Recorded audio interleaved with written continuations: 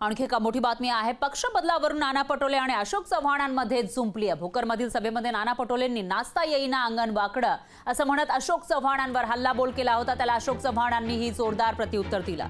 नाना पटोलेंनी खूप नाच केला, आपल्याला नाच करण्याची सवय नाही असं अशोक चव्हाण म्हणाले। तर नाना पटोले आधी काँग्रेसमध्ये होते, नंतर भाजपमध्ये गेले, आता काँग्रेसमध्ये आलेत। त्याचा नाच किती आहे जनतेनं पाहिलाय अशी खोचक टीका खासदार अशोक चव्हाण यांनी केली आहे।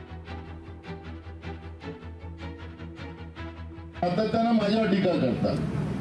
ते सांगतात की प्रदेशचं नेतृत्व कमजोर आहे म्हणून मी इकडे आलो, नाचता येत नाही म्हणून अंगणवाडी असं नको सांगा।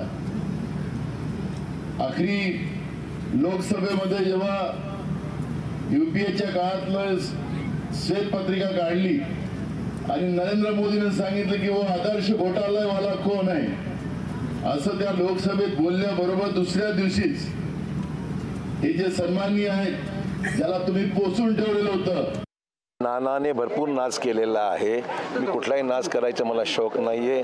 नाना आधी काँग्रेसमधून भाजपमध्ये गेले, भाजपमधून पुन्हा काँग्रेसमध्ये आले। त्यांचा नाच किती आहे ते जनतेने पाहिलेला आहे। त्यामुळे त्यांनी दुसऱ्यावर काही टीका करण्यापेक्षा स्वतःचा नाच कसा झालाय ते लोकांना सांगावं।